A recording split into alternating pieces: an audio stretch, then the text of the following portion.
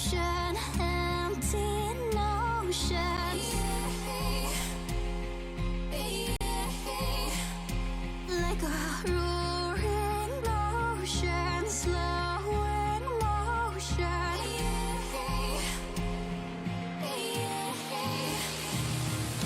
Lay down your troubled mind. We are only kind and will kindly cease to be.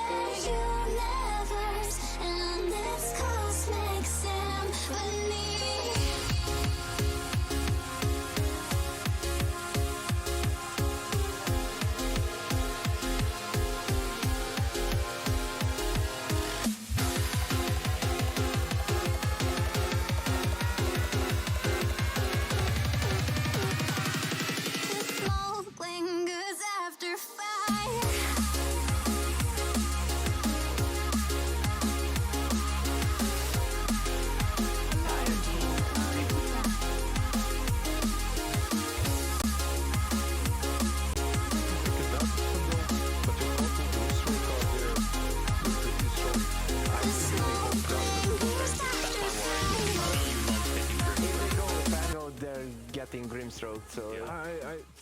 Exactly. Open up with Grimstroke at least. It's not even that Grimstroke that Pango is counterable. It's the fact that they have 16% win rate with it. That's not 60, 16. You only get these numbers up if you play it though, Liz. I mean, maybe they could go down as well, but there's got to be a turning point here. You obviously have a lot of experience in having low win rates on heroes, but when you're down 16, the more you play, the harder it gets to raise that. The more games you have, the higher it is to keep that higher win rate. It's how it goes. This is true. It's pure math. Yeah, but maybe they think that they played better than for the 16% win rate. Okay, this is pretty good. Rubik, by the way, one of the most picked heroes so far in WePlay. And very successful as well. Very successful. I'll tell you right now, because I am cosplaying as Statsman Nahaz here. Oh, hello. 57% win rate, little child. Oh, all right, I just got insight into how Liz is going to sound 4 years from now. I just tried to... I thought it was really good. I just tried to say and pretend that Nahaz is old, but he really isn't. I love Nahaz. He's cool as hell. Yeah, it's a shame we can't get him out for more events. His stats make our lives better. It opens the door, right? Like, he presents you this info, and then he's like, well, I can play off that info. Let me tell you why. Or he plays off of that info, and you just enjoy yourself. Yeah, he doesn't even need you. You just sit back. Got you covered. But I guess the thing to look at here is how Alliance now want to open this up, because, you know, the obvious ones, the Chen's been banned out, the Grimstroke, not much reason for it at the moment.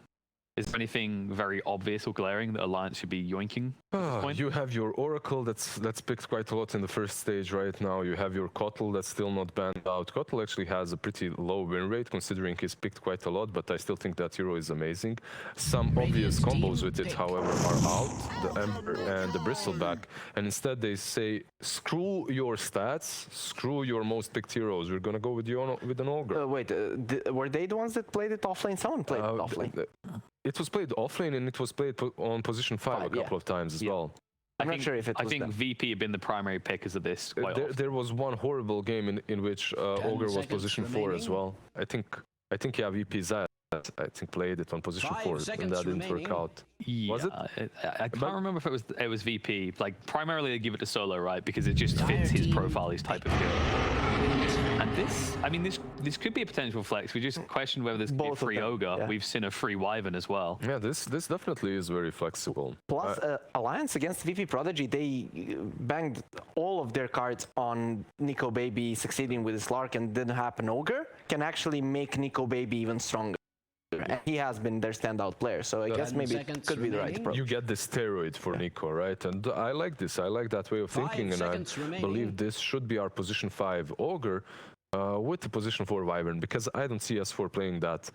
Maybe if it's really the right game, but if you see a bird in your draft on Alliance, it's going to be Hanskin. Like, he plays your Phoenixes, your Firebird, your Icy Birds, all kinds of birds. Just give it to him. And alright, Mars, Navi aren't straying away from the meta at all. And I don't think they should. This is something that they know how to play, played it multiple times. If you're in your comfort zone, you're definitely going to look better. So Mars, I was kind of thinking they were going to go for Centaur since the Oracle wasn't picked, but I guess these two heroes have more kill potential in level 1 and 2 when Ogre really wants to be in their face. He gets hit a few times, he can actually get disabled and die. We have seen this combo yesterday multiple times as well, right? You always have setup for the spear. Even after in the game, if you have some elusive heroes, you actually have ways of locking them down for longer period of time. So if you're playing versus something like a co-op, Mars on its own is not strong, unless he maybe buys the Yules to catch her first. But with Rubik, you have the lift into the spear, into the arena, into the everything. So it's pretty good. I like this bow. In the lane, like you said as well, it's very strong. Yeah, and they banned Slark, and I like that because it would be like Ogre and Slark in your face. If it's only Ogre in your face and you're hitting him with the Rubik, a few pokes with the Mars as well, you can actually kill him. But if it's also a Slark hitting you, then you have a real problem with these two. So I'm happy they got rid of it, even though it didn't look so hot against VPP. With an Ogre, Mars, it can like pop off and just destroy. So what's left in the pool now? That's most likely going to be your position 3. That's your S4 Stimber. That's actually a Morphling instead. Move away I feel from... like a fairly early Morphling. It is, A very obviously. early Morphling. You do have that steroid still for him in the form of Ogre Magi. You can also transform into the Wyvern, right, with the Arctic Burn, which is pretty neat. Overall, it is a very early Morphling game, but PL is banned out, Slark is banned out. These two heroes are really strong versus Morph at the moment, not only because they are usually considered the counters to Morph, slight counters, but because of the item builds that are built right now, and that's Skadi being changed. The HP region, right? So it's good build up for Slark. He's banned out. We've seen like Morph look really good in some games, but then he just doesn't win because he doesn't get online fast enough. Maybe with the Bloodlust, they're like, okay, it's not the heroes that are against it, it's how fast he gets online. So maybe with the Bloodlust, he can get online faster. And it also has the waveform through the arena, right? So you have ways of dodging the Mars. Could this just be an AA pickup for Navi now, though? It could, yeah. There's a lot of room in the draft for it right now. Thank you. I figured out the most obvious counter in the game. Actually, it's good. Actually, looks good. It wouldn't be that bad at all. Ogre, Wyvern, yeah. You have setup for it. You have setup with the Mars Arena, exactly. The only question is, I mean, shouldn't be thinking about it that way too much. Go for the AA, yeah, it's obvious. Now, it was a short period of time in which Morphling still would win this matchup. You would put this A on 5 and you just wouldn't care. You'd get a BKB eventually. You'd be able to play around it. If you don't get locked down, if he misses a couple of A ultis, you still can easily play around it. However, Morphling isn't as strong as a few months back. Has been nerfed a little bit. E-Blade as well has been nerfed a little bit. And the amount of mistakes that you're allowed to have as Morphling have lowered. If you remember OG's game with Sumail as well, he dies once or twice, has a perfect game, dies once or twice, suddenly he doesn't have as much impact. We talked about Ogre. But hello. There we go. We mentioned him yesterday. We mentioned him were yesterday, talking and this we talked morning, about it this morning, actually. We were like, why is no one picking this? Why is this not a hero right now? Why do you talk about CK in the morning? What, you just wake up and talk about chaos? I really want to see we were talking about today. the yesterday series and ETB last pick and how they needed something to fight, and then we were like talking about the CK and how it would work out. Here with the AA in lane, it could be very strong. So actually can pull the boards in. It's very strong. But against a Wyvern. But it's against a Wyvern. He'll just kill his AA. Axes as well, eventually. It's very strong with AA in the lane, though. You have the setup, right? But I don't know. CK, when a hero that's usually not picked a lot, I'm like, there's a reason why this hero isn't picked a lot. We have seen a couple of games with CK, well, not in this tournament, but maybe in V-Save, if you guys remember, in the charity one event, and it just fell short. And it just wouldn't do anything in the game. Those illusions, you have such a long cooldown on your ulti, and those illusions die way too easily to a couple of AoE spells. And also one other thing is that CK has really high HP, which means Arctic Burn kind of destroys you. And all of these three heroes, if they get cursed, they're gonna die to the CK. Instantly they're dead. Any of these heroes, if they're close to him. So like Crystallize, his positioning is gonna have to be on point this game, or he's just gonna delete one of his heroes. One thing though, historically, Crystallize has been a player that innovates and brings different carries to the game. A long time ago, when Klinks wasn't picked by anyone, like a year ago, he started picking it and really doing well with the hero winning multiple series with Navi. Maybe he can do something similar with the CK here. Maybe it's a sleeper hero that we haven't seen because no one just believes in it or hasn't found the right way to play it. But I'm doubtful.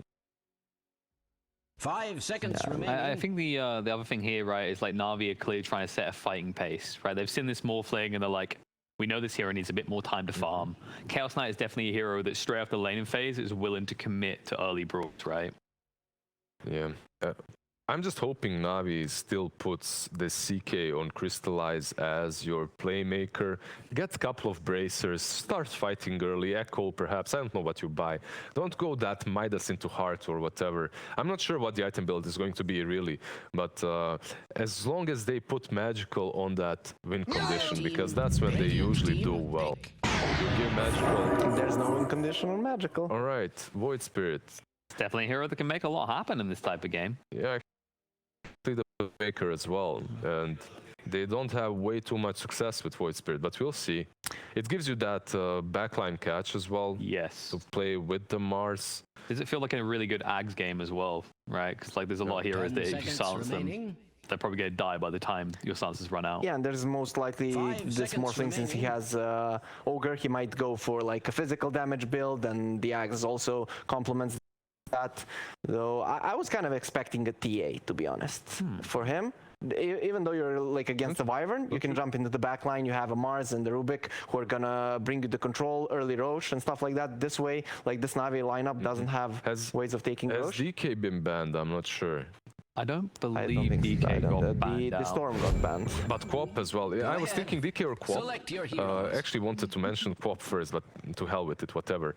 Quap should crush Void Spirit in the laning stage. We have seen it play out before. Actually, last night I had a pub and Quap lost somehow, but whatever. Quap should win versus Void Spirit. You're still hurt by that, aren't you? I'm so hurt. Quap should win because, yeah, you have the simulate to dodge the Shadow Strike, right? But you can just fake pump it. And you don't want to get level, which is already painful enough. And you also get a lot of AoE now versus the CK.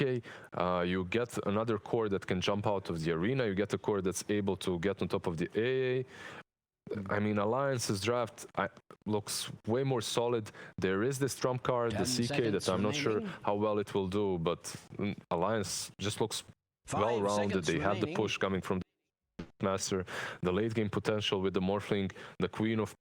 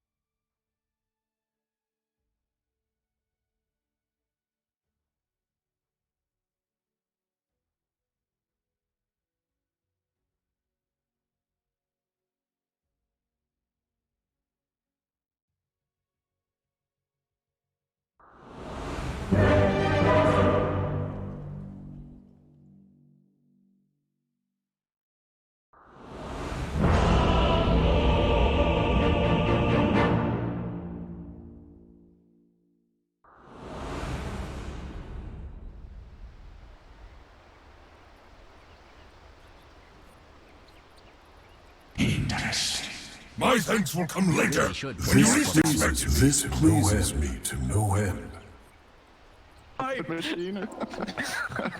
Don't ask questions, Cinderin. I asked you one and you have yet to answer. I'm good. It's El Clasico, and there's one of the original members of El Clasico in the series. You know what, there's S4. I was gonna respectfully ask you not to say that phrase because I feel like it's overdone. But you're right. It technically is El Clasico. It's more of an El Clasico than it was half a year ago because S4 is playing for Alliance. Okay, we're getting there. Okay. Next year, there's gonna be 2 players back, and then in 2030 we can have it back fully. So Dendi will be joining Navi, is what you're saying. Trouble.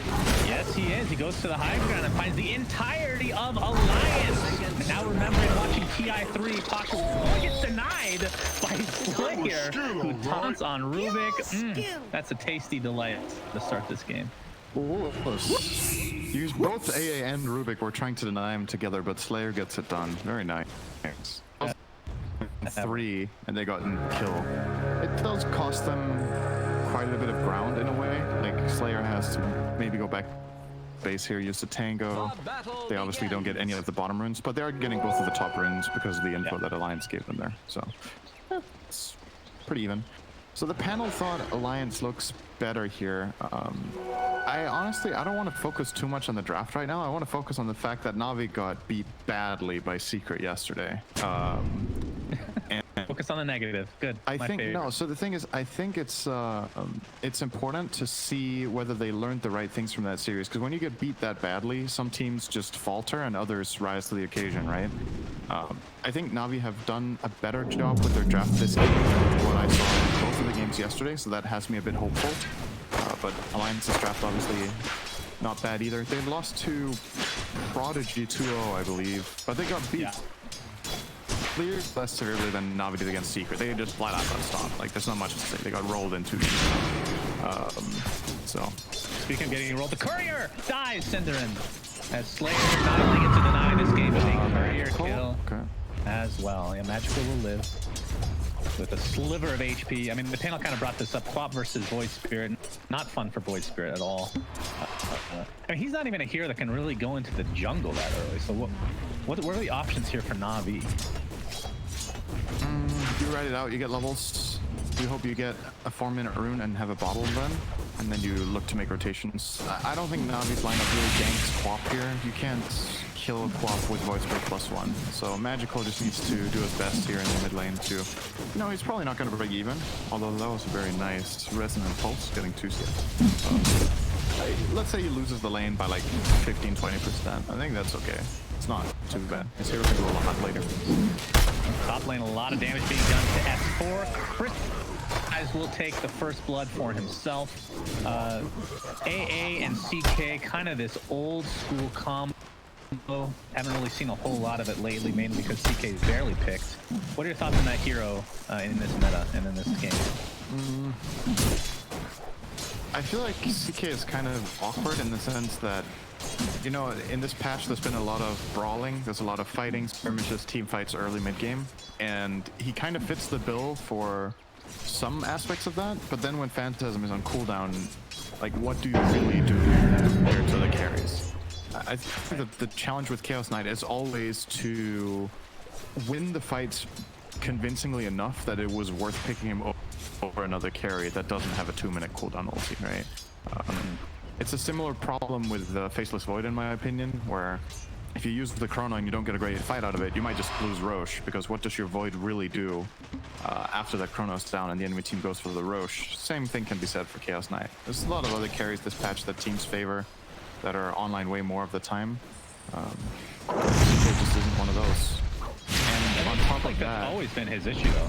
It's just the fact that it's fast now, right? Yeah, and on top of it, it's a wave player, right? Like, that's also a weakness for any core in this patch. I feel like if you can't kill waves, the game gets really. One of the supports is A, but you also can. At the very least, your killer alert is very strong here. They will punish far. He is a. He is Dunzo. That is a level 1 on Chaos Strike. Got that beautiful combo, proccing the cold feet. Again, tried and true old school combination. The only older school combination I can think of, Cinderin. Do you remember this? Sven Lina. Oh, I was thinking that when you said a more old school combo, I immediately thought yeah. Oh, Slayer! Tried to put FNG on the cliff. It was really close, but ends up getting fired. And the Courier dies as well. Yeah, so it all evens out. And he kind of lost 3 times there. That's just, I mean, that could. Very top lane, another cold feet. Will proc as Crystallize goes in for the kill. So again, the kill combo. Maybe concerning how bad Alliance's lane is doing right now, to be honest. Like, Beastmaster does not play well from this far behind. At the very least, he got level 3 now on S4 from that game, so that'll totally help him out. But yeah, they've died 3 times top. Beastmaster has 13 CS to CK's 25, and Wyvern with level 3. There's some potential here, but the issue is CK is getting these early value items, and that can offset these this lane can have. He can probably tank through it with a bracer plus treads and just man up and win every time. So my question is, how do you get Beastmaster into this game and make him powerful? I haven't seen Beastmaster lose lane this hard in a while. And it's just a difficult lane. Not much else to say. FNG losing the rune in the bottom side of the river is forced away. Don't think they have any potential though. I didn't get it. Magically, he's kicking very slowly. Oh, did he? Oh, okay. Hold on. Fair enough. He did everything correctly. 4 runes Well for done, Alliance. FNG. Right, that'll help. Yeah, that's a lot. That is a lot. Yes, that's the That is quite a maximum bit. amount. That's more than 3 as well, in case you were wondering. Limp right now. He did get the rune, by the way. Magical, a little bit unlucky. Did not go for the hasn't gone for a bounty rune yet, but obviously, like you said, they got him, so not able to do that either. So, in terms of CS, he is at 21-3 versus 20.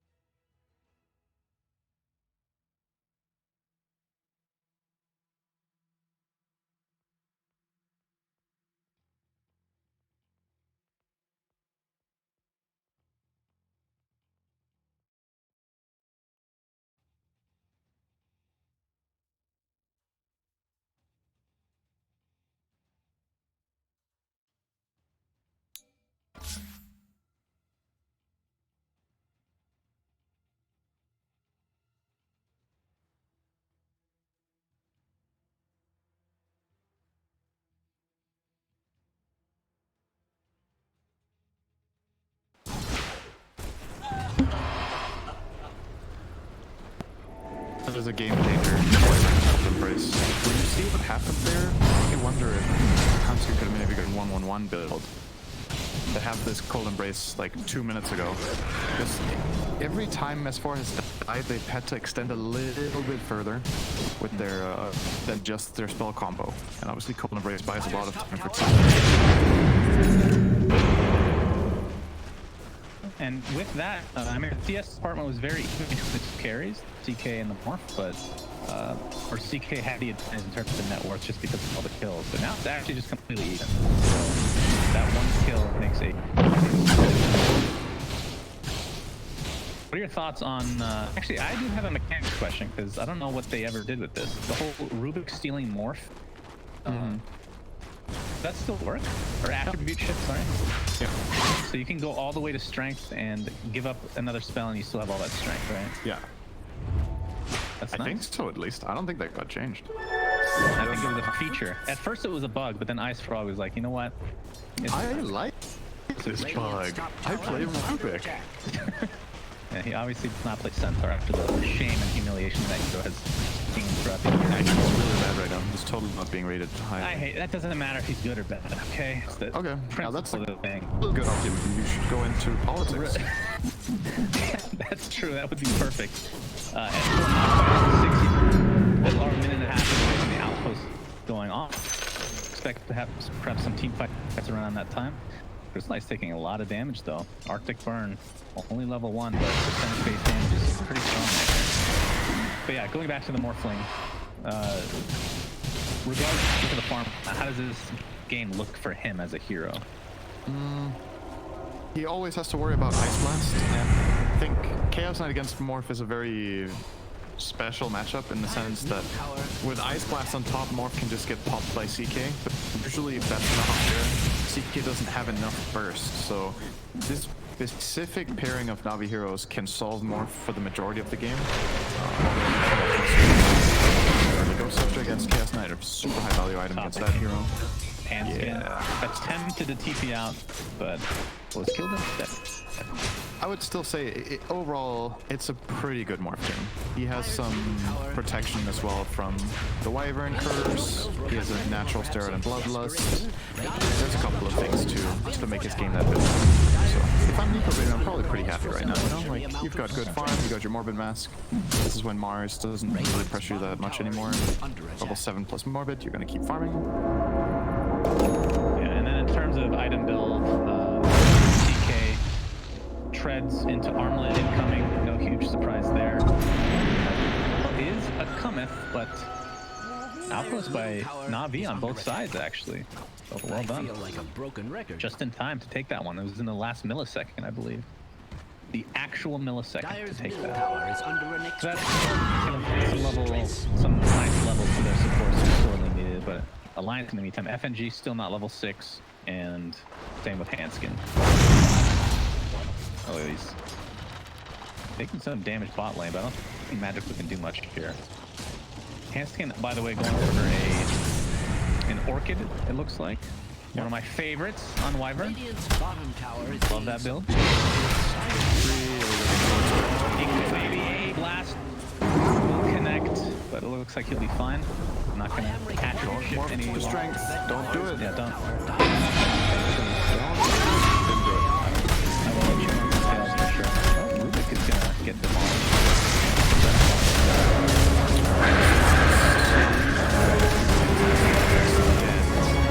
Super dead. And what happens if you outstrip outside of Mars ult It works. as an ally? So it pins them still to the sides. Oh wait, what do you mean if he pulls somebody to the wall, then they get They're knocked inside the out? wall bottom already. tower has fallen. Yeah, okay.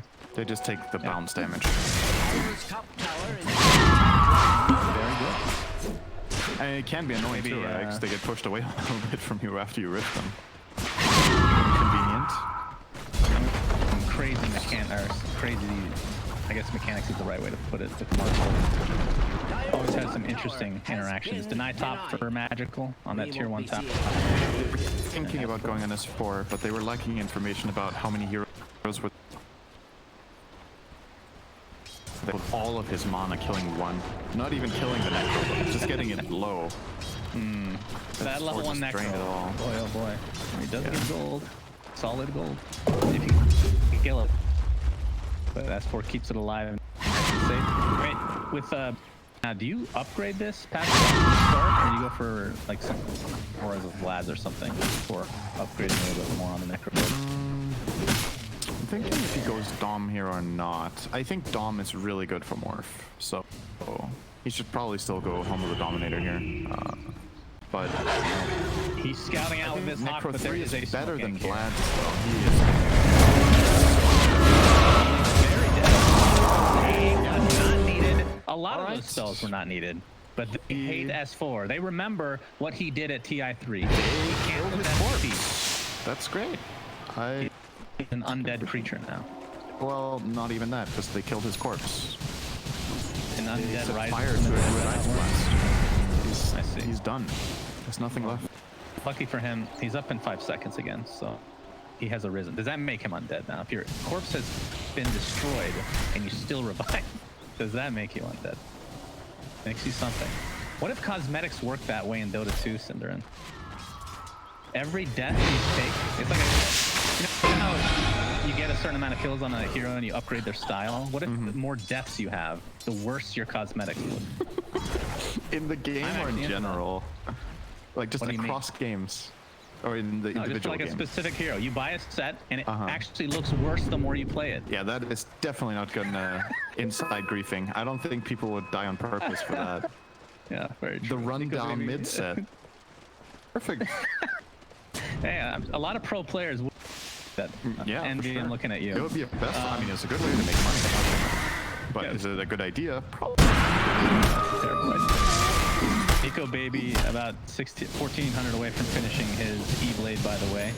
What are your thoughts on rushing E-Blade on Morphling? We see it more often than we ever see in the last year, I want to say, versus the rest of the history of Morph, where you would always go to second item or something like that. Yeah. What's changed? Just I a like- faster pace? I like the rushing of E-Blade if you're playing in a game where you specifically don't need Manta. So there's a couple of heroes that Morphling really wants Manta. So let's say a lineup that really relies on the Vessel, but if you take off the Vessel, you're kind of invincible almost. In those games, it's insanely good. Or if you're playing against a lot of natural silences that heroes have, such as say like Skywrath or DP or whatever it could be, right? The upside to going E-Blade this game is you can't counter the Ice Blast anyway, so play to your strengths. Like, try to be this assassin type hero that needs to dodge Ice Blast rather than playing as just a flat out I'm gonna commit carry, because that can backfire really badly. If you go for this E-Blade, you have a chance of one-shotting the AA before the fight begins, and then all of a sudden you didn't need your Manta to or if you have, say, a frontliner in your team, which they don't really have, so that's a bit concerning. He can't really rely on somebody else to take the brunt of the damage first and then go in and clean up, because most of Alliance's heroes kind of just, you know, die fast in this game. They're really good at dying fast, yeah. Yeah, so... But I still agree with E-Blade, though. I think it's the best item here for what he can do in the game. And then obviously he will transition into carry items later. You see him currently eyeing up as Sanj and Yasha afterwards. He might go SMYC Kenny, standard build against Ice Blast. Reduce the duration, heal up after outblasted. Pasha just dodged. Actually, never mind.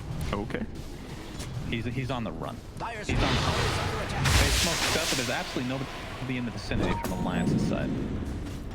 And usually that means that there's another smoke going on, but that doesn't believe is the case. Instead, it is with Roshan himself. Aegis in tow. As Link is coming in as well. Okay. Not able to tank this, but of course the Cold Embrace will keep him safe for now. And Navi has absolutely no idea where he's going. Despite having the Blink Arena available, this would be a great opportunity to use it. This is reminding me a little bit of the series again, where Navi's so good at Khan's skin at least, but they'll be too late to the pit. They're not even realizing it's happening. Against Secret, where Navi's laning stage went okay, and then they're just not finding opportunities. And I think part of the reason, just like against Secret, that they're struggling to find opportunities that they want is they have two heroes that are one of them is the support and one is the carry. So they waves all the time with Wyvern, Morph, Swap, and Beastmaster.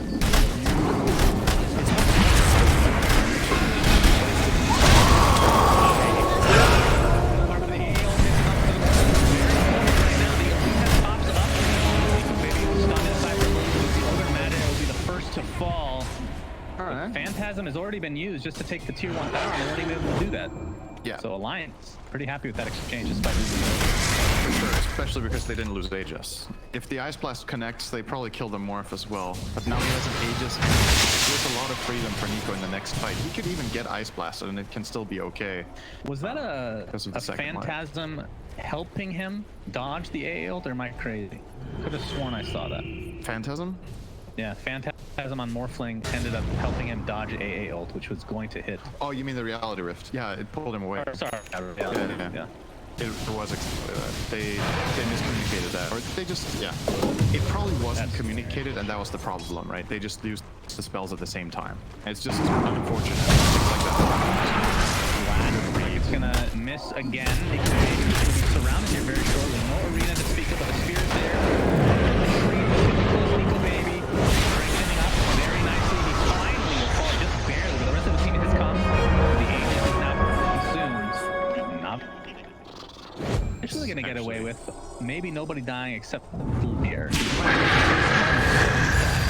Nope. They're gonna use Winter's Curse. They're gonna stack that way, but he'll fall one way or the other. I think Navi now will take that trade. Yeah, so it looked really scary. They missed the Ice Blast on Morph again, but they still committed to try to kill him here at the wall, and they just barely got him. Like, if he had another 200 health, that kill actually fails. But getting out is very nice, because now, if they initiate their next move, they will have Phantasm again and Ice Blast, and now they can just flat out burst Nico if they land all their spells. And without the Aegis, if Nico dies, I think there's a really good chance they could win a big fight here at their bottom tier 1, which Alliance are definitely looking to get. Does Magic off TP ready? 3 seconds. He can connect as well. Dire's bottom tower They are is thinking about it. Reactivated for S4, so he fully Pushka. upgraded that bad boy. His smoke broke. He knows they're there. He can't Yeah. see them. If he saw them, he would go right away. But he knows there's heroes there at Link least. up arena ready to go. It's placed. Line's not too far back. Yeah, it is smoke right now. There's the blink inside S4, but initiation to Mars now. He's already at half HP thanks to that E-play. Crystallize that half HP. He's going to use his ult. It's going to be mostly decimated from the Queen of Pain, but the Suns are there to get him low. Looks like he is going to live just barely. Another Winter's Curse. On to Crystallize. He might be finished off with that Splinter's Blast. It's a 2-for-1 now. Slayer extremely low with absolutely no mana to speak of. Nico Baby's going to continue to chase though. AO looks like it will clip Nico Baby. Runs into it, in fact. So we'll probably have to back up here. A lot of spells expended, but the CK, I mean, he activated the Phantasm with half HP, and then Sonic Wave basically killed all his illusions. I think it's really important for Navi that they Phantasm Dire's full bottom HP tower on the is Chaos under Knight. Like, attack. a lot of the time, saving Phantasm can actually be a good thing if you can remove a key spell that you want the spell for, as Nico just snipes Ilias for easy. But in this case, the health on the illusions is too important. He has to have full HP on them when they go in.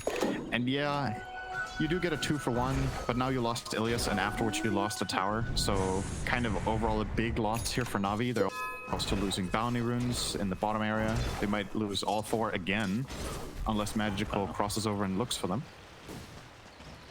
Alliance. That's yeah, he's teasing out, so not gonna happen. They got But Limp do Mid, that's a find big Limp. All right. That's a big one. There is nothing for you here. There is nothing for you in.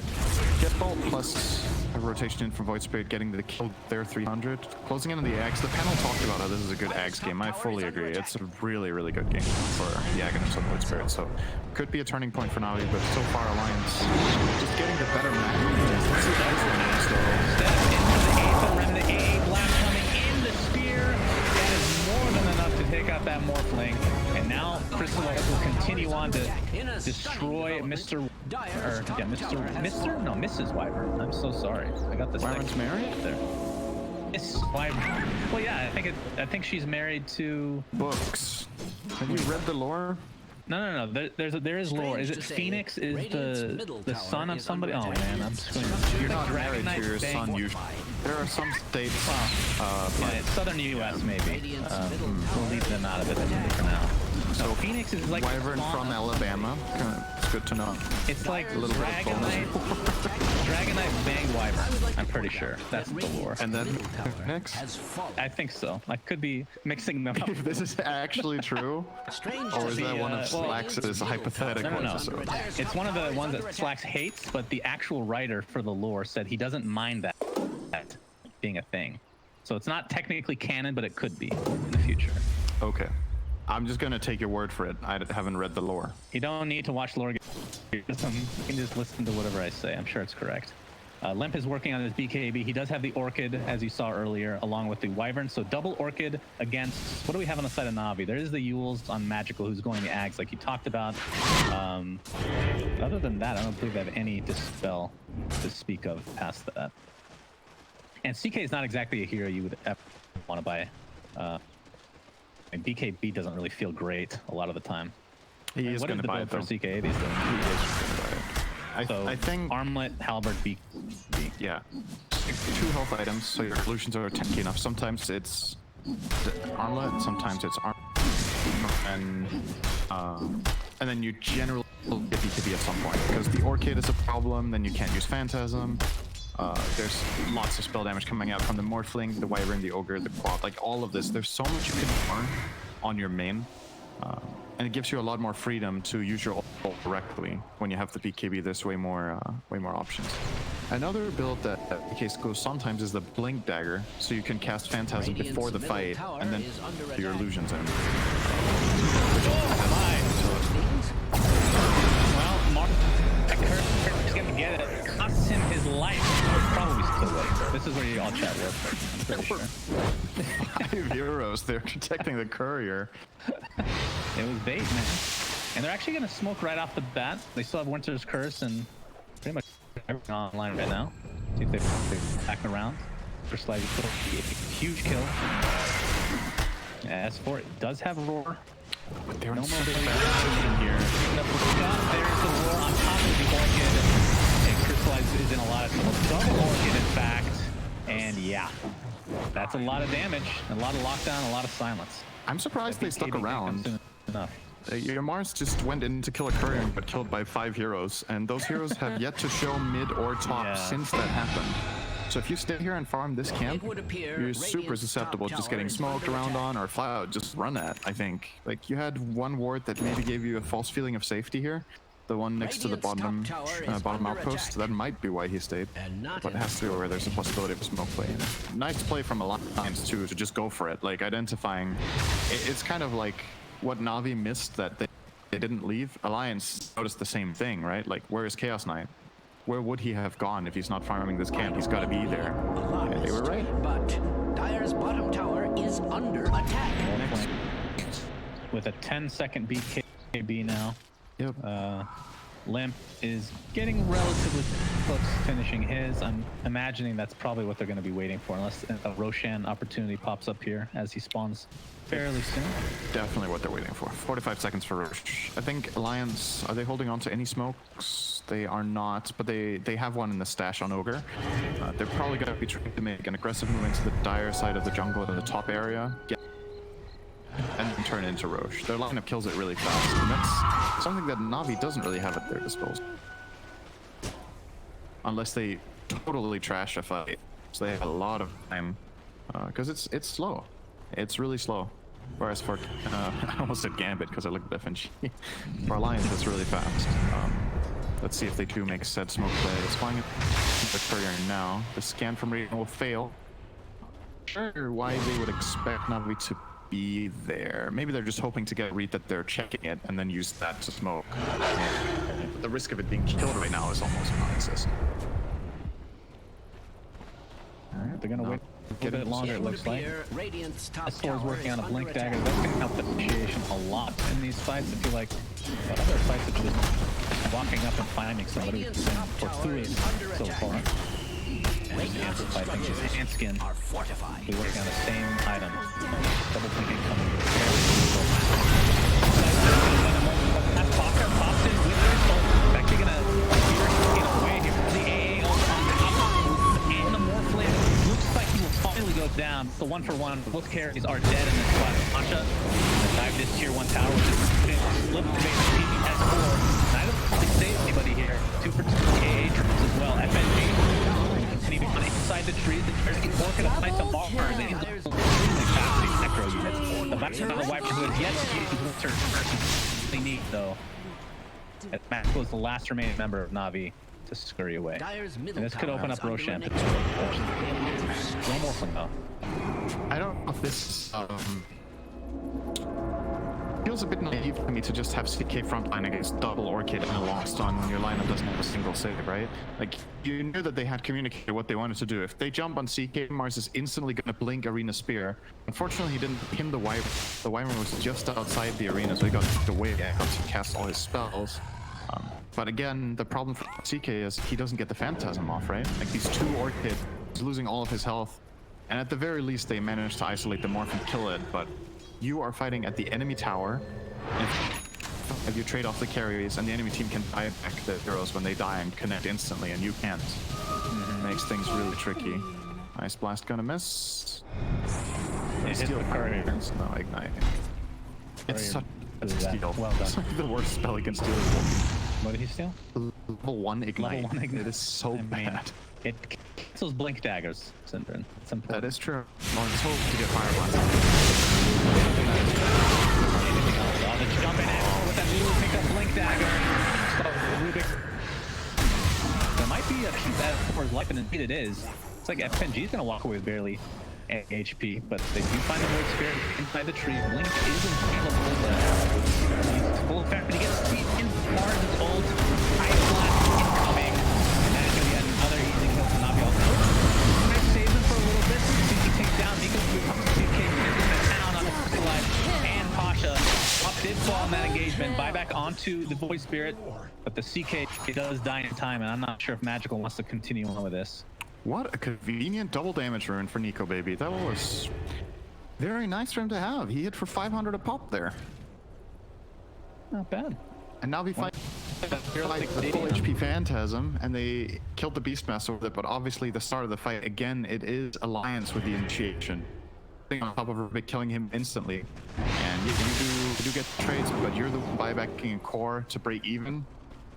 And even though the Queen of Pain is dead and the Morph's BKB is on cooldown, your lineup can't threaten Roche once again. There's no objective. Every time Alliance draw a fight or lose it slightly, if that has even happened this game, they're not too concerned, I think. Because their waves are pushed very nicely, right? Every wave is across the river. So Slayer, they have vision of them. Orchid is there.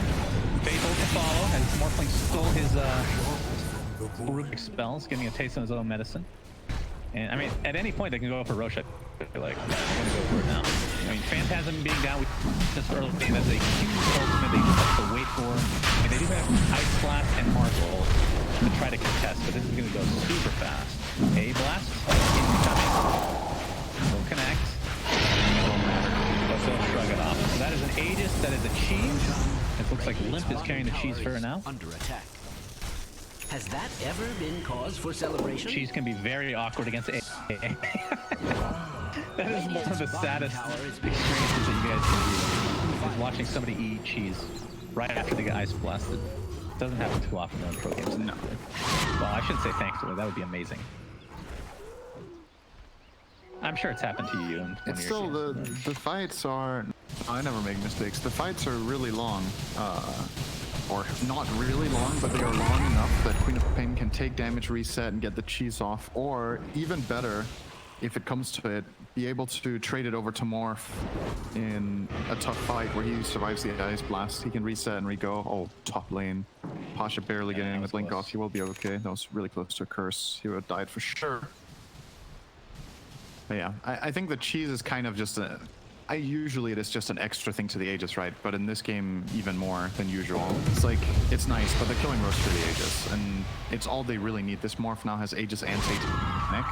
Killing Nico with is going to prove to be really challenging for this Navi lineup. And it's honestly, it feels this way with Chaos Knight and Dota right now, right? Crush. You reach this wall because the hero historically, when it was picked as both a position 3 and a 1, it would Midas to compensate for its inability to farm waves. But in this patch, it feels like you need to be online so early that you can't go Midas, and that means if you lose 1 or 2 fights, you're trailing the rest of the game. They got us 4. Nicely done. They got us. They're going to attempt to get out, but they're going to get initiated by Limp. Jumps in, Slayer. Looks like he steals the Scream of Pain. Ooh, Elias will get out. Slayer as well. Are they gonna get away with murder here? Looks like that's the case. Everybody out. Very nice. Nice mobility on their lineup at least. But yes, By the way, how does... I'm just thinking, how does CK recover? How is he ever going to financially recover? how do you buff CK B5? Give him just not a skill. The only hero that starts with cleave. I mean, Silencer gets built in intelligence. All right, they switched that up again. Sorry, I just So why not? Man, passive cleave sounds so broken. I don't even know what percentage. 10% cleave, like very small. Okay, and I get it. Negligible. That would be the most random change ever. Random hero. About 10% cleave. That's the next patch. That sounds good to me. I mean, every one of his abilities has some random factor to it, right? You can get an extra Phantasm Illusion. And when the game starts, CK starts with a random attribute increase. You can get 10% cleave, 10% HP, or 10% damage. Great. Terrific. And then sometimes you can get nothing. Those are those feel-good games, right? You have to have something that, you have to have a downer, if you will. A chance minus 10% cleave. Just picking okay, is your discipline already? S4? Wait, Blink's in place. Get stuff connected to magical Magical's Aghanim Scepter does get his Uber off, but will die shortly after. There's extra time for Puck to come in limp. And I go to stop this TP, but they will find the trade. FNG very close to connecting that clumsy net, and that would have probably meant a kill on Blood Spirit, as he already used his Euls to try to save Slayer, which didn't work, but not quite. So 1 for 1. Yeah, it's okay for Navi. You know, you get a core kill to a support, but you're not progressing on the map. That's the Alliance keep having this iron grip on, I want to say 60 to 70% of the map for the last, it feels like 20 minutes. They have been playing mainly on their side of the river, and Alliance out requires it to fight with Phantasm where they get key kills so that they can have time to push out. Because every time the game is just stale, Alliance will get more because they have better wave clear. It's gonna start like a broken record, but the reason I'm focused on it so much is that Navi had the exact same problem yesterday in Secret. Both games, they were just getting wave clear too hard, and then Secret chose the fights that they wanted. The main difference is that Alliance are giving a bit more kills away than Secret, where Secret played the map better than Alliance are right now, but it's still easily good enough. What Alliance are doing right now to maintain a big lead. Well, let's see if they want to use that Aegis or not. Controlling the map, actually the Aegis isn't firing. They're not using it at all. Yeah, it's just going to be the cheese now. Pasha looking for an initiation. I'm sure they have the Aegis time, so they know that it is down. He's setting Tanskin. He's going to go from Spear into the Mars. Tanskin quite well. To keep him alive, and the rest of Alliance are going to try to take him out of Pasha. But they're attempting to get out of the winter. Well, then he doesn't have to, so it's going to be his death. But they do Ogre, and they get FNG on the other side. See if Magical has an illusion pop that could deny 2 bounty runes right now, but it's just running past them. Might not be paying attention. Yeah, it's gonna. A bit. I like it. Blast on a couple of Nikovic has to pop the BKB. Still a silence on the S4. Purple is available. He can choose to use it on Crystallize. Will instead run away, knowing that the CK has used both BKB and Petrified. And that is a huge win overall. Go back and Crystallize and Nico Babies just come clean him up very easily. Sonic Wave is about 2 for none in this mini engagement. Or 1 for 0, I should say. I feel a bit sad with it because I really like that idea, but it didn't account for the massive status resistance on Morph with both Satanic Sanj and Yasha. You can't Rubik lift into getting the follow-ups unless you're there. You need to be really on top of them. So they landed Ice Blast, they get the Reality Rift off, but they don't get the chainsaw on the lift. They're gonna try it again this time. Forced to use very his stolen waveform from Slayer. With that, Alliance has to GTFO. That's the big difference. That time, the heroes that needed to connect instantly in range, and Nico just didn't do anything. He died within 1 second. The previous fight, they lift with Rubik into getting Phantasm off, and then they need the time to walk in. And the time they're walking in, Morph gets everything off. That was way too quick. And it shows the promise of what Navi's lineup can do if everything lands. They blast them. They're definitely a bit overconfident though, knowing that CK not only had used his ult, but was dead. Even if he got back, wouldn't be able to provide as much. But you're right. I mean, the panel talked about it. Ice Blast is quite the counter to Morph if you're able to actually connect. And I mean, the status resistance, like you said, makes a lot of sense because they can't lock them down for too long. But if they're in melee range, Nico might have to play on a bit of strength all the time when they're doing aggressive moves. I don't think he should be.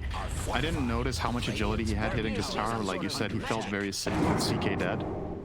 Going high ground into this much spell burst is dangerous with max agility, so I might need to, you know. It's not like he hits for low damage if he brings himself up to like 50 extra strength. He still packs a punch on these towers. Yeah, so it's not needed to go that high. Radiant's bottom tower is under attack. Tier 2 tower being pressured by Magical. As FNG is going to be found here. Telekinesis by Slayer. See if anybody else can catch up. Chilling touch from Ilias. FNG will just walk it off. S4 jumping in. Oh, he actually did proc the Lincoln Spear, which was recently picked up by Magical. So not only a Yule's, but a Lincoln's defensively here. Take off all those pesky silences. Instantly got silenced by Resonant Pulse there, by Magical, so the roar didn't come out. It's obviously really nice against S4 for now. They are killing Pushka real bad. Yeah. Oh man, it didn't stop. They were like, "Fuck this guy." They knew it was an illusion halfway through. When they were Are you sure they knew, Cinderin? Are you sure? Gotta show. Math on the illusion for illusion escape. It is. 150% It does 50% damage taken. damage. I Okay. think they realized halfway through that that wasn't an illusion, but I mean, you just gotta get committed. it right. Yeah, I mean, you've used all your stuff anyway, right? You might as well throw it off. Just Indeed. it looked like a. It's always funny when you realize that it's an illusion and you just kill it off out of frustration. Like it feels, it looks like it's out of frustration, but it's still a good play. You need to clean that up so it doesn't give vision information, stop creep waves, whatever. So it's still fine. It's just funny. Magical Always funny collecting when some of the illusions enemy mangoes. Delicious treats indeed. And Pasha's just going to take out the tree entirely. But yeah, magical working Sorry, towards I just noticed that Dyer's a sheep stick. It looks like he does have the Windless Shotco equipped, so that's 1200 HP and minus 400 mana for him. Of course, with his current item build, not really going to run under They found Limb. That's of pain again. Feels like every game we catch, Arena Pains are just out of position constantly. Maybe it's a curse that we should look into. Navi are actually recovering this game at a really good pace right now. They've gained 5k gold back. Now that they have the level 25 on Void Spirit, he has a lot more damage. He easily cleaned up the Beastmaster put bottom. Debatable whether you take the Astral Step Crit or the Dissimulate Stun. I just think this Dissimulates.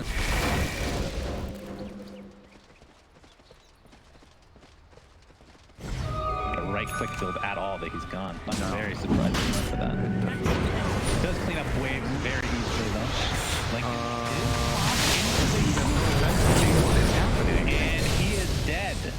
He is dead. We're gonna have a team fight. Buyback on that curse page. He is destroying Slayard, his teammate. Bye-bye, my friend. And gets off the primal orb. He's gonna get saved into a spear into the arena itself. Like he's gonna have a couple buybacks from Navi now. As Morphling getting very low.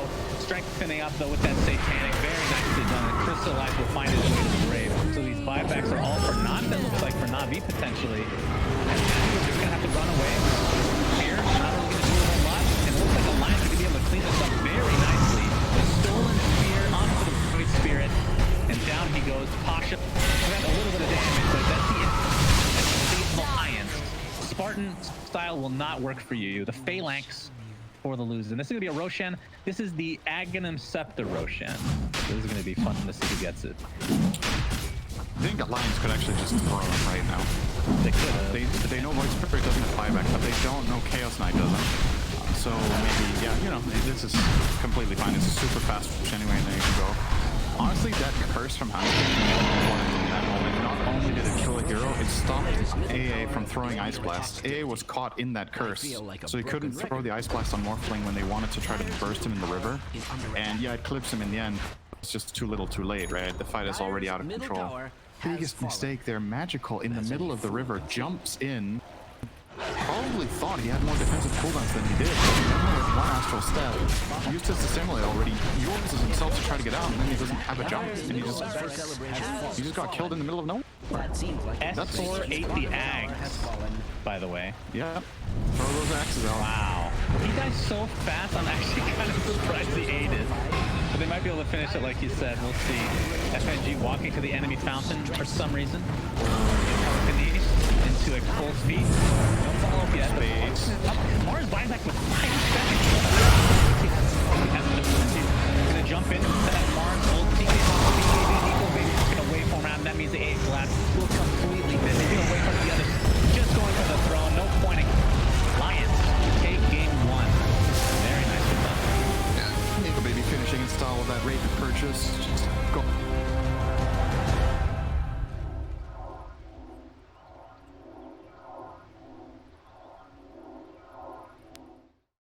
Like ocean, empty ocean.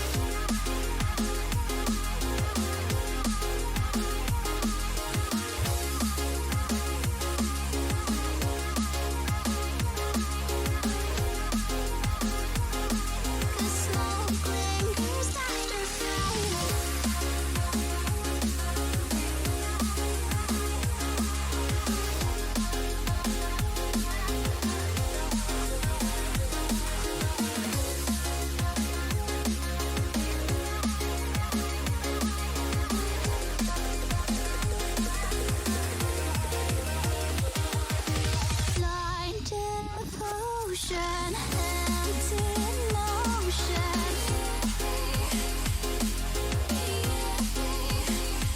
Like a roaring ocean, slow motion. The smoke lingers after fire.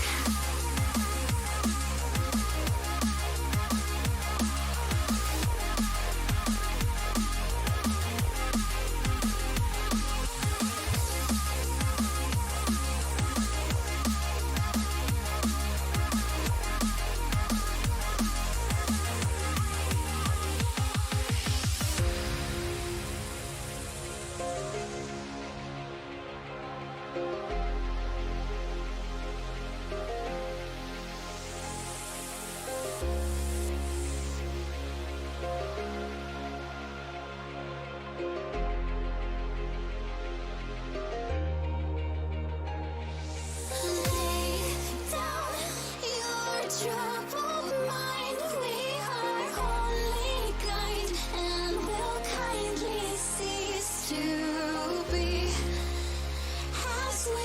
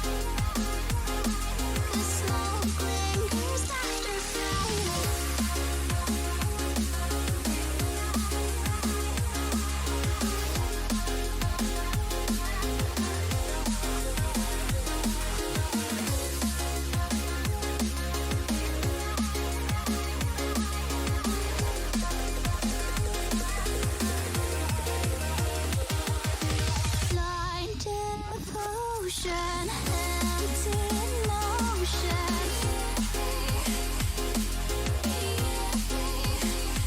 Like a roaring ocean, slow motion.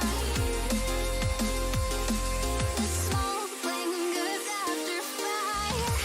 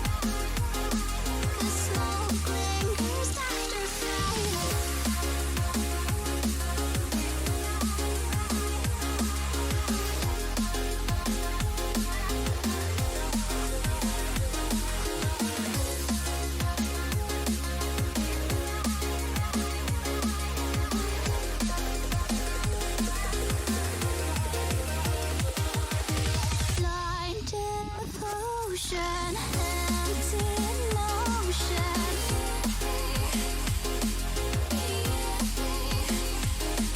Like a roaring ocean. See, when my own coach is telling me we suck. Did he have like a beating stick as well while this happened? The other coach that I had got into fights with my teammates, and they would fall asleep while he's trying to explain. Man, like CIS Dota, let's just go into these actual good teams, Navi and Alliance, and talk about this draft. Do you think Mag argues or has a beating stick when they don't listen to him? It's Mac's birthday, by the way. Happy birthday, Mac, from Happy the English birthday, Mac. studio. Yeah. I was gonna save this for VP Prodigy's game, but Radiant team. VP safe. He had some very interesting things to say on his interview yesterday. Yeah. So it's a repeat of Lil. Let's put it that way. Oh. And he seems to have grown a little bit of an ego, calling both Alliance and Navi not really teams. Alliance and NIP. Alliance and Navi. And calling, Navi? Yeah, calling both of them not real teams. Okay.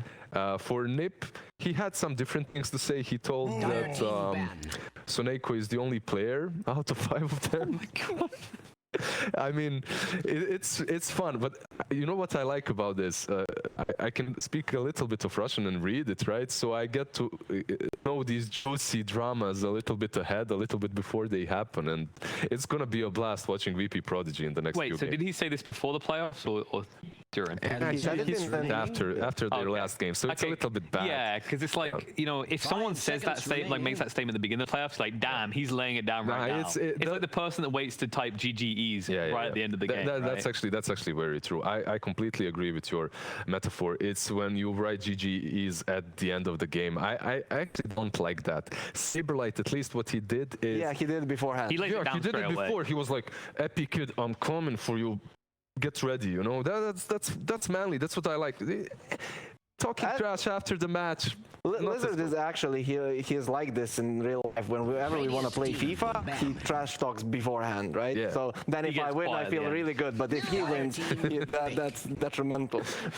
Anyways, we have 4 bans on both sides so far. Alliance banning out Ember, Shadow Demon, and Oracle. Most importantly, because Navi tend to first pick it. TA, however, is Magical Special. They're just respecting him. I think that's one of the reasons why it's in the first banning stage. But the Chen is now available. If you're Alliance, you're not just yoink it straight away. I think you do. 10 seconds remaining. It just seems like a staple pick for them right now. I think when I was like checking 5 the seconds most of the remaining. victories, they either have a Chen, a Radiant DK, or a team DP, pick. or 2 of those. Right, Grimstroke Pango is in the pool, right? So Grimstroke has been picked up. I'm not sure. Did Navi ban it out? They didn't. I don't believe it was banned out. We saw there was the change like the TA you said. I think we saw an Oracle ban So in the first DP, phase. Furion, okay, Timber, pretty much aiming through Test 4 and getting one of those limp heroes out by 10 Navi. seconds Navi still remaining. has a Mars though, and it can work really well against the 5 Grimstroke seconds laning remaining. stage-wise.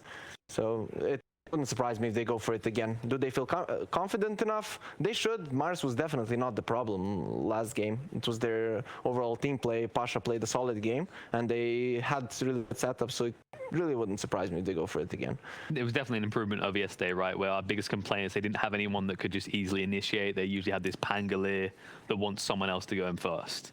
Especially when you consider Navi, they do like to pick these kind of squishier backline type supports like the Rubik we've seen, or the CMs and the Liches yesterday.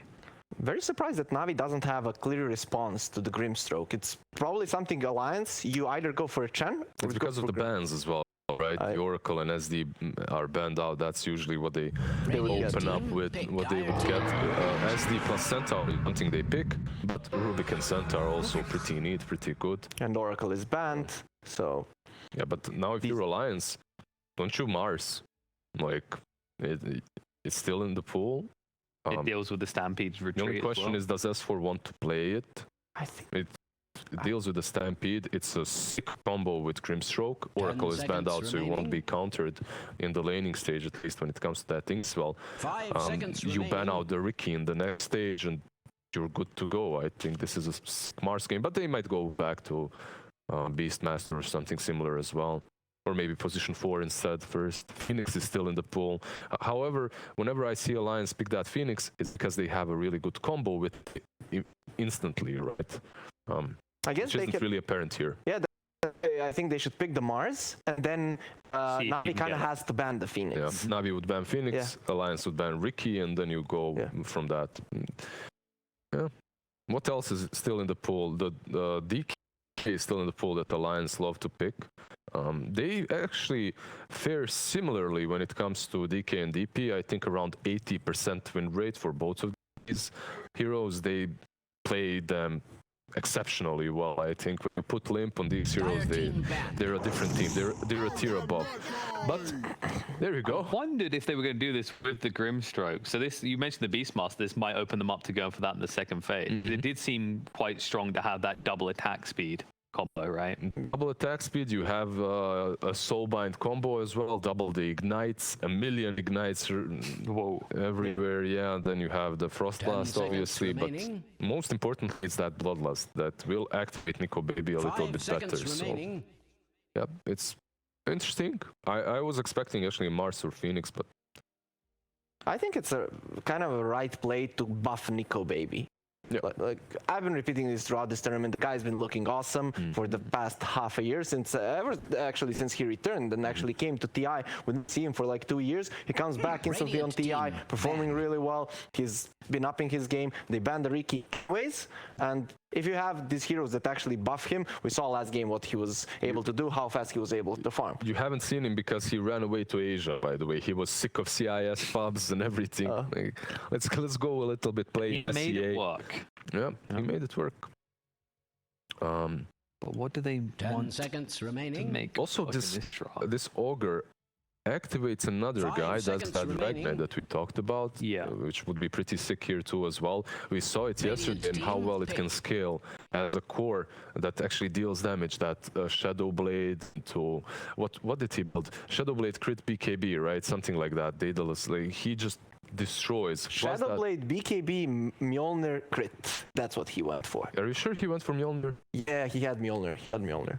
They were playing against TB, Yeah. right? Yeah, he did go. All right. 10 seconds remaining. It gives you that attack speed, which you don't even maybe have to go for now as you have an 5 Ogre, but seconds it's definitely remaining. one of your core items overall in DK. If they go back to the DK. Though they banned the Riki, so I'm kind of not.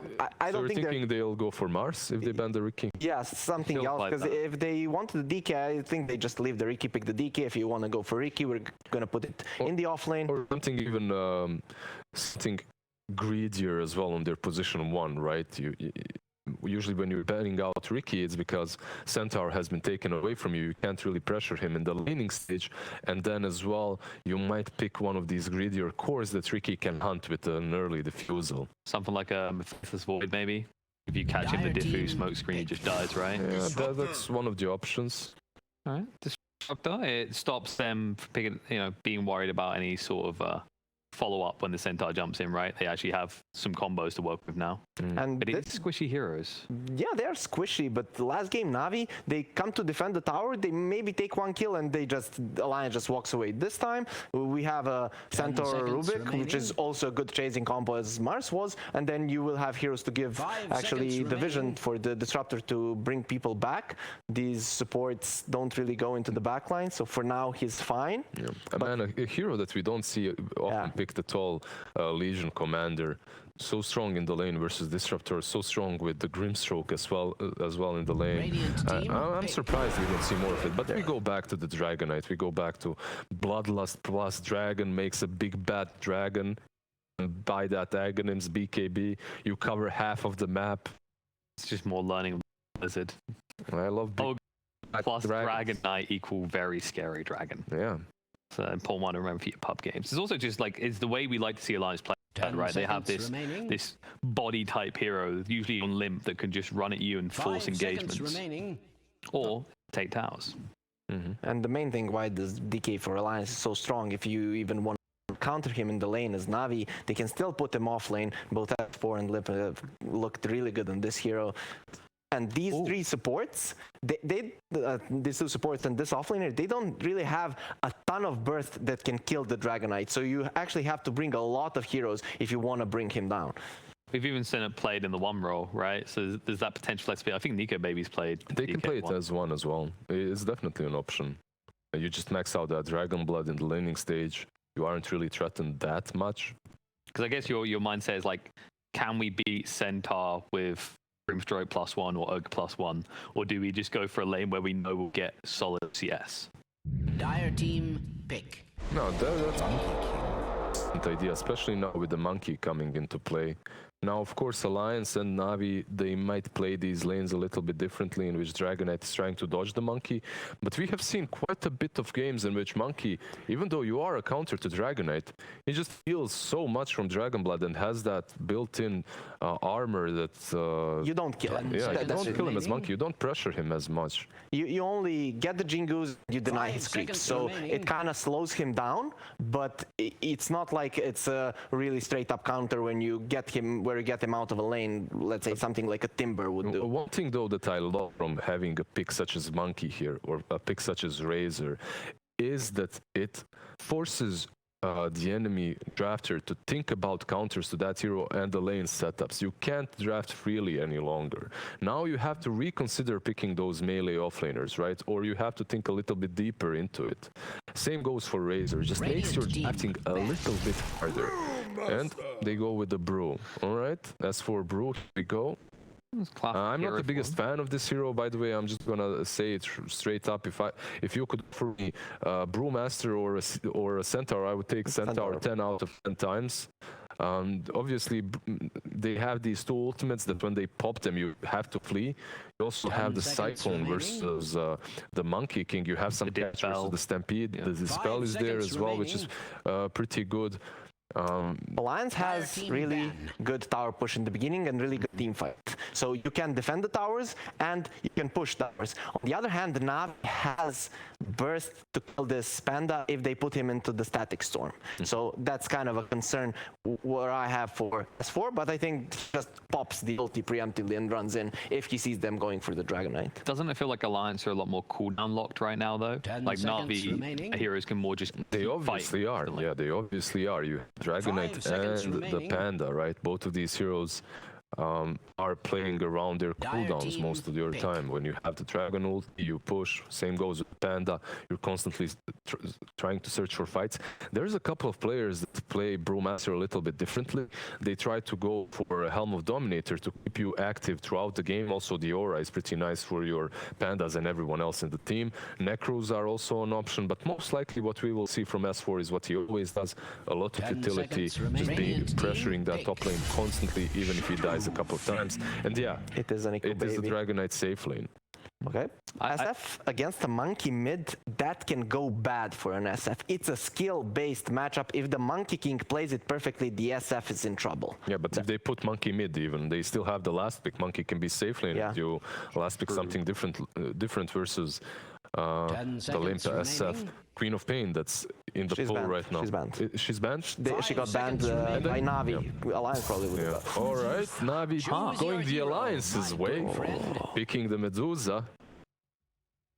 I have to say I like this. You focus on killing the SF in early game, and by doing that, you give the Medusa farm. So I really think that at one point, Navi are going to be really pressuring this SF. The only concern for me is if they can take the tier 1 towers, that's going to be a real test for them, actually. That's the thing, right? Like Alliance, the DK, this Brewmaster, the push out potential from the SF, it should be very hard for Navi to take early tier 1s. So do we really, is this the classic statement we make about Navi where it's like this mid Monkey King magical, he really has to pop off in this game? It's hard to say for me, really. Obviously, Medusa gives them that late game potential, but their team fight in the mid game around that Monkey ulti, Disruptor ulti, and the Stampede has to be pitch perfect. You're playing into Dragonite, Panda, SF. They will be running at you very early on. And all of these heroes scale throughout the game, right? There's not this one power spike in which they're incredibly strong. They constantly scale up, and Dragonite with the Bloodlust, SF with the Bloodlust, I think they'll be able to deal with them later on. Navi, they have these team fight capabilities. There's definitely a shot for them, but same as in the game 1, I value Alliance's draft a little bit higher. Medusa, it's a little bit out at the moment. It's also the rule of thumb, right? We usually say 2019, man. If you get 3 circles, you win the game, right? With your Monkey King, your Phoenix, and usually a Mars. But there's only 2 circles. Is this enough circles from Navi to force a game free? Go with Navi. Come on. Okay, make it sure. interesting. Yeah. I'll go with Navi. If they defend these towers early on, if they can get the kills before, let's say, a Panda ulti comes, just get the kill, get 1 kill, and get out, slow them down. That we think it can be enough time for the Medusa. I feel like Liz forced your hand a little bit there, Yeah. but we're going to split on the panel either side. Alliance versus Navi, game number 2. Let's get it You underway. really should prepare for battle. Synderen, before we get started, I have to say this is the ugliest Dragon Knight set I have ever seen. It's an absolute abomination. Do you agree? It's not great. Thank you, Synderen, for agreeing with me for once. That's going to be the last time this match. I do believe that will occur. Which lineup do Statistically, you yes. like, Synderen? I like them both, actually. I don't think I have a clear favorite in this based on strategy. Both teams have pretty good wave clear. Both teams have good team fight. Both teams have strong timings. I think Alliance have it's a little bit similar to what we've seen VP Prodigy play, where they have a couple of tanky heroes and then some. If you swap out one of the supports for a more saving support instead of a stun, it would remind me a bit of Prodigy, who have been playing this like Dragon Knight plus another tanky core. In this game, it's the Brewmaster, you could argue. But it's still obviously Alliance's touch on it with Nico Baby's safe lane Shadow Fiend. Always a treat to watch. It's very unique. Like almost no other team ever plays this, but Nico loves that. So Alliance will be looking for a very strong mid game, and Navi are a lot more about that Pasha. later portions. Yeah. Goodness gracious. FNG trying to create some more space. Don't think we'll get this second bounty, but they will secure 2 for 2. the top river one. Yeah, 2 for 2 overall. So like you said, the SF safe lane, that means the mid matchup is going to be Magical's Medusa versus Limp's DK. How does this matchup go? I think they both just farm. Neither of them does any damage, but they're very... Medusa will farm and secure range creeps with Mystic Snake and try to burn Dragon Knight's mana, and Dragon Knight will buy Soul Ring so he can always get Breathe Fire out. And they will not really threaten each other. So I think in the very early stages of the laning phase, Dragon Knight has a bit of an advantage with Breathe Fire skilled. So we might see Limp get a slight advantage here, but then Medusa eventually with a couple of levels pushes out quickly with Split Shot, and then she farms a side camp every time as well. So all in all, we'll probably mostly even out. Okay. And then in the bot lane, we have Crystallize on the Monkey King being accompanied by Ilias's Disruptor versus Grimstroke and Brewmaster. Is this that's a good how good is Navi this lane for Monkey? It's good after level 3. Until level 3, Monkey King is just not a strong safe laner in 2v2s mode. Being good master, but it's not powerful enough on level 1. The bonus lifesteal being 15%, but once you get it to 30, that's when the heal really starts mattering with your stun. So early on, I think Alliance will be completely fine here. Even playing a melee hero, he doesn't that much. If they bide their time on Navi, that lane will be really strong for them for sure. Handskin already forced to use a salve, so in terms of the regen game, Navi definitely ahead in this lane thus far. Crystallize took a decent start with a range creep, does get denied. Oh boy. Kinetic field will keep S4 in place. Commit to Jingu does connect in the Boundless Strike with that proc. Beautifully done. Actually dodges the Ink Swell as well to add insult to injury. So nice job from Navi in the spot lane. Yeah, you can definitely play this lane without dying on Brew at this point. It's possible. But S4 really wanted that deny. And well, he paid for it. So oh wait, he didn't get a deny. Was it Monkey King with the range creep deny? I was looking at another lane. There was a denied range creep. Oh, it was Grim who got it. Gotcha. Okay. Yeah. You gotta. It's a little bit of a balancing act playing against Monkey King always. Like, if you're full HP on Brew in these situations, you're probably fine. If you're down to half or 2/3 against this Disruptor, it can get dangerous. Nice. Another lane, good by the way. matchup. Telekinesis into Hoof Stomp, and Pasha, of course, popped his Retaliate, so dealt a considerable amount of damage to Nico, who will be forced to salve up now. Not exactly. I mean, if I thought of an old school combo with Centaur, it would be the Shadow Demon pairing, but Telekinesis obviously not too shabby at all. Rubik's Cent is a beastly lane. It will get interesting though when Shadow Fiend gets level 3, which he got just now, because it ramps up his damage so hard in this lane now. Ogre has a stun and a slow, so connecting 3 raises is not that difficult. when the core of the lane is a melee. Easily get that short range raise on a Fire Blast. And they might actually try right now. Ooh, the kinetic field Good luck. doesn't actually lock him in, but the Jingu Mastery, nice blocks off of Alias. And Boundless Strike again will be enough, and the Inkswell will die with the dead body of S4. And they're just going to continue on for Handskin. Well, not able to actually find him though, the tower dealing considerable damage. That could have worked. They could have maybe got him there. But playing it safe, I don't mind too much. Handskin doesn't have any regen, so now he's kind of just sitting here. He'll try to CS with Stroke of Fate, but if he ever comes close, he can die to a Thunderstrike plus Monkey Stun. So S4 will have to bring him a salve. And they're off to a really rough start bot. I thought they would be doing better than this, to be honest, early on. Crystallize has been owning. Now they're dealing a little bit of damage to Crystallize, but they've expended pretty much everything, so Crystallize is just going to eat a tree. Yeah. And we'll be good to go. I'll salve him up with Ilias. And all he needs to do Middle is... lane, Magical, forced to salve. It's actually be canceled by Limp, who has no mana to speak of, but completely zoning out Magical. He is destroying him. 22 and 7 11 and 5. I don't know. We've so many Dragon Knights just owning lane. Top maybe lane, my read on the Cinderman, hill is wrong. Telekinesis, and a Huff Stomp again. One more right click should do it, and they will find it in the end. It's going to be a courier death as well. FNG on the run.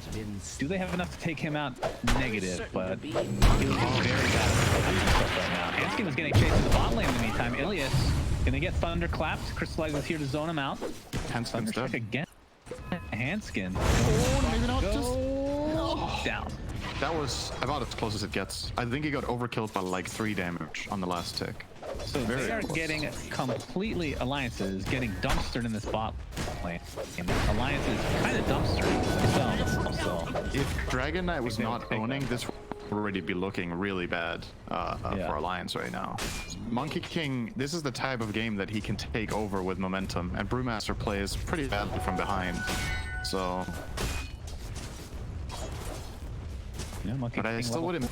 4 That right now. Magical will get more of a grip here. Like now he's starting to pressure Limb a lot more, and we'll start running side camps probably, like we mentioned before. A little bit more levels of split will make it easy.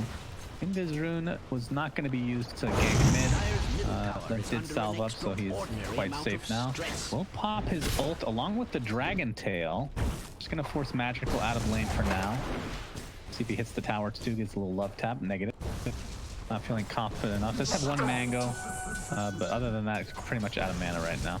Does eat it though. So, what can, without a Medusa against DK at this stage now, with 6-minute room popping up, it's just gonna be bottom. Lim could get it if he wants, but Oh, Hanskin's in trouble. The invis from Ilias just catching him off guard here. Inkswell is there, will connect, but he will likely fall shortly after Jingu with the Boundless Strike. They just need a little bit of vision. And Hanskin again dead. That is the 2nd death on him to go along with his 2 deaths on S4, so 4 deaths overall in that bot So lane. their combined net worth bot lane between Alliance's heroes is 1,400, 2,400. Oh, they're gonna get this kill potentially. It's gonna be close. The regen is available to take. Will be Oh, he got canceled hit, though. though. Yeah, That's a that's big hit right there.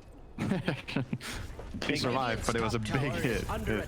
That mean, hit if he did gets a that regen 900 fully damage hit, gone. if you think about it. That was 900 is. damage and 400 mana. Imagine that as a spell. That would be really good. He's forced to bring out a, he's gonna regen up with his passive. It's 3 levels of Dragon's Blood right now. But we'll get a mana pot on the way. Magical's now pushing this lane a bit. Gonna drain even more mana. I forgot I didn't even do that anymore. Looking at the overall gold bottom, Navi's lane is 1,000 gold ahead. Alliance's combined gold is 2,600, and theirs is actually 4.7k. But You can't stop because S4 might be dying again in this bot lane. 3 stacks I'm of looking Jinx. at it. Crystallize, Boundless Strike. Dyer's middle Does tower proc it, level 6 right now. S4 attempting to get out of dodge, but the telekinesis keeps him in tow. And not only dead for a 3rd time, but no TP to get back to lane. That hurts. He's level 4, almost 5. Crystallize is halfway to level 7. So if we remember, Synderen, last game, he died a bunch on Beastmaster and ended up doing just fine. Not quite the same. This is worse. Yeah, this is than worse. before. It's definitely worse, and there's a key difference in this game in the inability to rotate, right? Last game they had a Queen of Pain, bailed them out of jail. if you will, in that lane quickly. This time around, you have a Dragon Knight. It's just not the same thing. If Dragon Knight rotates bot, he doesn't necessarily have the burst to kill off the Monkey King. If Jingu's running, I don't think they kill him with 3 heroes. So you need to execute it much more crisp to make it work. And Limp kind of wants to push mid anyway, rather than go ganking. Hanskin getting chased by Disruptor, but Limp pops the Dragon form. Highly pressure to Rubik. FNG's gonna get caught off guard though. Was pressuring Medusa in the jungle a little bit. The Inkswell, as they're completely surrounding him, he's tanking up. Jingu mastery with the Boundless Strike finally does proc. Not sure they'll have enough though, as Limp will fly away to safety. Space for S4, finally. He Yeah, gets to play his hero a bit. I mean, you gotta wonder why S4 did not get at least 1 point in Drunken Brawler, right? Like, to me, that's really surprising. You're laning against Monkey King. You have a spell that gives you 50% dodge for 5 seconds. That ruins Monkey King if he doesn't hit you and build up Jingus, but just fully obsessing over getting this high damage build with his Grimstroke. Eco Baby being forced out of the river. Jingu up. Applying more pressure to FNG now. My god, melting! So much damage. Inkswell upon Nico Baby. Dragon's Blood is there though. Crystallize. Gonna be very low, but the SF will be the first to fall after the fact. And Crystallize now attempting to run away. Dragon Tail is up in 1 second. Balance Strike keeping him in place. Oh god, Alliance are getting owned. Limp is gone. 3 They're getting for so nothing. It would appear owned. Radiant's top tower is under Say it attack. louder. Okay. Thanks for joining us, Cinder. Limp. Got so quiet. You don't own me. Why is it so quiet? I have my own thought. We have a 10-minute mark, and this time it's an outpost for each respective side. Streak has ended. It feels like the last few games we've cast, it has been one team just dominating the outpost every single game. So that means level 6 is all around, except for FNG, who's level 4 right now, I assume. And hope that the tome will come to him. Although Hanskin's pretty greedy. Not sure if he took it. I think he might have taken it already, I'm not sure. It's a card coming out. I wouldn't be surprised. Blair, Telekinesis keeps S4 at bay, but pretty much the entirety of the line Steal. here in this Bloodlust thing. for Medusa and Monkey King stolen by the Rubik. Soulbind onto 2. Looks like Disruptor's going to be the first to fall in this engagement. Inkswept will connect onto Crystallize. Now, basically at half HP. Fire Blast connect into the Dragon. There's so many stuns, and down goes the Monkey. Despite Alliance losing fight after fight after fight. The Primal Split stolen by Slayer. Let's see if he can do anything with it. Tier 1 tower will go down. But so far, Alliance has won this fight handily. Hanskin and company are still here for support here on the Dragon Knight. And yeah, the Primal Split, not able to really get anything out of it. This whole thing actually got set up by key mistake on Ilias. He didn't have enough mana for Static Storm. He didn't pop his stick in time, and then the split came out. I think they were trying to catch S4 in kinetic static, but didn't account for his lack of mana there, I do believe. And obviously, Brewmaster just dies there if he gets Static Storm. He will have no fight whatsoever. They're gonna defend their tower easily and maybe even get bonus kills. So that was a really big deal for Alliance. They finally get something going their way. It's still a bit of a mountain to climb. You lost the early game against a lineup that has Medusa and Monkey King, but it's the first of many moves that they need to truly bring this game back to even. Yep, still a 3k deficit for them. We can get a little bit of an item update here. Pasha finishes his Vanguard. We'll be going towards Blink now. Magical about to finish his Yasha. So first item Manta, not too big of a surprise. Where would you like him to go after Manta?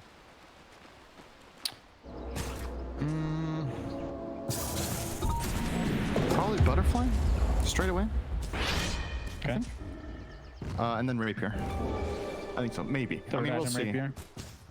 We'll see if it's that kind of game for him right now, but it definitely seems like a great Butterfly game. It's good against Dragon Knight. It's good against Shadow Fiend to an extent. I mean, there's also something good to be said about Scotty. To an extent, Alliance are very spell heavy in their lineup. It's not that right-click heavy yet. Shadow Fiend will go carry build, obviously. This is safe lane. In this game, they need his physical damage, but I like Scotty or Butter the most, I think. Scotty is better now against DK in theory because of the health regen from his passive. It's not. It's generally not going to win you a fight that heals 4 less per second from Has Dragon that Blood. ever but- been cause for Considering celebration? especially when he gets level 25. Oh, Alliance better be ready here. Good position from FNG. Taking heavy damage. Slayer. It's like stampede into the Disruptor ult and down goes Bree. You talked about how they needed that to take down the Bree to prevent the primal split. It gets a Wukong's command, but there's the Shadow Fiend already doing heavy damage. Soulbind onto 2 now. FNG not able to get off a stun after the fact, and Limp and company have to get out of dodge. Magical with the Stone Gaze, not able to turn anybody into actual stone this time around. Niku Baby has no mana at all. I'm wondering how they actually re-engage here, which looks like they kind of want to do. Maybe just try to tick down this tier 1, as Limp is quite healthy. This is a really good read from Alliance to finish this tower off. You might be a bit intimidated because you're 3-on-4 down here, or you were, but knowing that all these big abilities are in cooldown from Navi, from Monkey King, Dusa, and the Disruptor, you feel confident that Dragon Knight is very tanky here and can finish off that tower with Esophan backup. So that was a very good read again for them to open up the map even further. I do wonder, compared to other Alliance games, who are you gonna have playing the difficult lane on the map? Like, who is difficult to kill for Navi with their glimpse? There's not like hero with superb mobility or escape on Alliance, so to speak. Maybe tanky, but he will definitely die if he gets 3-man ganked by this Radiant side, or 2-man ganked even by Monkey King Disruptor. They could kill him. Try to be a little bit wise about how you spread your resources. Where in more games I've seen against Navi, there's been better wave clear in the enemy team than there is in this game, or more safely. I would say. Like, Shadowfiend wave clearing is dangerous, man. Dying on the hero sucks. Your soul's back, and he's pretty squishy for a good portion of the game. Alliance smoked up now. Limp with the Blink Dagger. Not sure. Has this been revealed yet? Was that in that last fight? I'm not sure. I guess no. They let the Courier live. Inkswell onto Limp. Not able to find anybody. They're going to jump in onto Pasha with the Dragon Tail. Thundercloud with the Silence is there as well. Looks like a Primal Split expended. That's a little bit surprising. Perhaps trying to zone out, assuming that the rest of Navi will come to help, but that is not the case. That is space, though. That is some serious space. They used Primal Split Dragon form, and it took them like 20 seconds. All right, he did find somebody technically, Cinder, in bottom lane. Just as the Broodling was about to expire, did get lifted. FNG needs the vision for the Fire Blast. Slayer, it's going to get canceled. The multicast to follow. Niku Baby not really looking to follow this up at all. So maybe he just walked away anyway. He uses him to make the path. How nice. That was so weird. Niku Baby's like, I'm farming this camp. I don't care if it's the free kill. Not interested. It is for Shadowfiend to show his face bot. He can get TP glimpse. He knows how important his life is. He needs to get BKB. Here comes Magical. From Alliance is getting pounded upon. And Magical does have the mantle. That is SF the hell out of here. And with that, Alliance probably gets himself S4. They know that he doesn't have Primal Split right now. A lot of damage being done to Pasha. Let's see him jump in. Does let the static storm to follow inside the Wukong's command. Taking heavy damage, and he gets melted. Not even close. Perhaps thought he was tankier than he actually is. FNG now getting spotted. Balance Strike keeps him in place. Telekinesis to follow, and that is a second kill for Navi. Alliance are just gonna have to run now. Yeah, I mean, we just call it a spade there, right? That kill was not happening. His team was not in range to get the Centaur. He's obviously going to be jumping into enemy heroes there. Like, any sort of save will kill the Dragon Knight, whether Kinetic Field or just a Rubik Lift or Monkey King Stun. Like, there's too many problems for Limp to execute that kill. And maybe a little bit of miscommunication. Alliance, he maybe thought he had some backup closer by. But obviously he is the only one on his team with a Blink Dagger. They couldn't get there.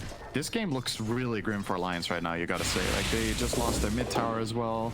6k gold lead against the Medusa. This Radiant lineup scales like crazy into late game. Medusa, Monkey, and Centaur, all three phenomenal late game heroes.